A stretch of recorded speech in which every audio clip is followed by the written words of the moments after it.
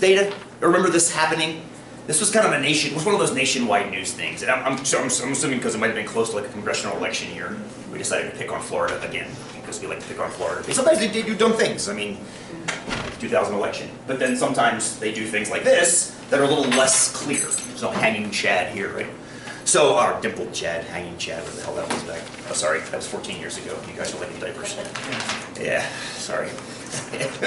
Anyway, so I'd like to update this with the Zimmerman trial data. Zimmerman with the Trayvon Martin, Zimmerman, stand your ground law. It's a similar argument coming around now, 5 years after this. But I don't have that data collected yet, but I have this data collected. So, any problem with the first two sentences in the article? Florida once had a mandatory helmet law for motorcycle riders, but then Governor Jeb Bush and the legislature decided that courting brain damage ought to be a matter of personal freedom and repealed it. Any problem with that? Yes. From a statistical point of view. From a newspaper point of view, it's genius, because it's going to sell papers. It's incendiary. Any problem statistically? I'd say yeah. Tell me, well, I think so, yes. Why statistically? Based on your first project, how is that an improper statistic? It's a bias. You're automatically putting bias on whatever you then have after it, correct? You've already biased the reader to think that whatever Jeb did was bad. And what he did was, in the legislature, repealed the helmet law. So now it's going to make it real hard for someone who reads that and feels guilty about going the other way to think it's anything except bad. Fair? Good. That's brilliant media and terrible statistics. It's the same thing that happened. You may have heard what happened with our recent presidential candidate, COCC. Maybe you didn't hear. Some of you have heard. Patrick Lanning, Clackamas. He's like the VP at Clackamas. He applied for the presidential. Dr. Middleton's leaving next year. You know Dr. Middleton's our president, right? Okay, I don't know that. I didn't know who my president was at University of Delaware when I went there. I didn't know there was a president. It seems kind of like British royalty, like, yes, I run the school. So Middleton's our president for the past 10 years. He got here when I did. He's leaving. I don't know where he's going, but he's leaving. So we had 3 people come in to replace, or to apply for his position. 2 were women. I was stoked about it. Yes, about time. They've had 4 dude presidents here. But those 2 were not found by the hiring committee, thought the 3rd was the best, Patrick Lanning from Clackamas. So he went through the whole process. Haven't you heard the story? Went through the whole process. Only one of us, 2 of us, that went through the entire process, and he looked wonderful. The entire hiring committee was like, this guy's great. They did a background check. Everything came back clean. Holy crap. He's a native of Prineville. So it's like perfect, like coming home to Central Oregon.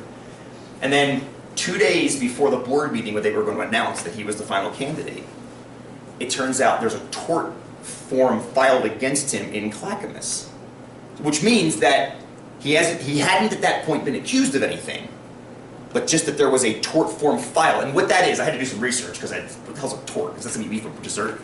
That's a tart, FYI. So it's you have to file a tort form if you're going to sue a public entity. You can't just come out and be like, I sue you, COCC. You have to file a form first, I guess, to get ducks in a row. I don't know. I don't understand law, but that's what has to happen. So at that point, there was nothing that was in the air that said he was anything except had a form filed against him. So that the credo we often live by is innocent until proven guilty. Bulletin's headline the next day: COCC presidential candidate derailed by sex abuse allegation. Boom! So therefore, how could you read the rest of that article? Which I did. And the rest of the article says everything I just told you about the fact that he wasn't actually charged. The last sentence in the article was he has not been charged with anything. So tell me why in 72-point font. I'm not saying the guy's innocent or guilty. I'm saying that we've already biased the entire reason. Because who reads past the headline? No. Besides freaks like me. And hopefully freaks like you now. Yes, maybe.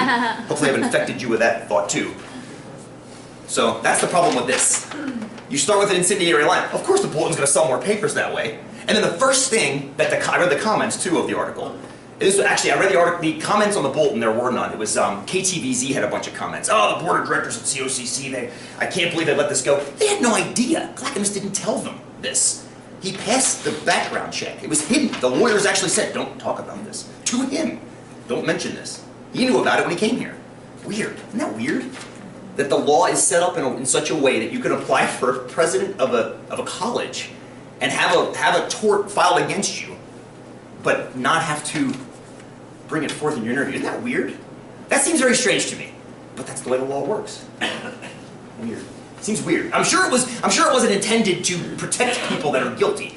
I'm sure it was designed to protect people that are innocent against being, again, unbiasedly accused of something. Like, unfortunately, the Bulletin did immediately after by printing that headline. I have no idea. It's in the broadside. If you grab a broadside, one of the recent copies, on the front page, I haven't read the article yet, there's a grayed out cartoon image of him walking with his tie blowing, and it says something similar to, derailed by sex abuse or something like that. So maybe it's gone further now that it's been out in the news for about 3 weeks. That was about 3 weeks ago, I think, 2 weeks ago. Yeah, so. Anyway, sorry, didn't mean to derail that. Speaking of derailing, didn't mean to derail that conversation, but that's my problem with that.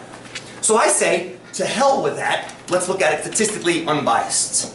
No politics, right? No politics.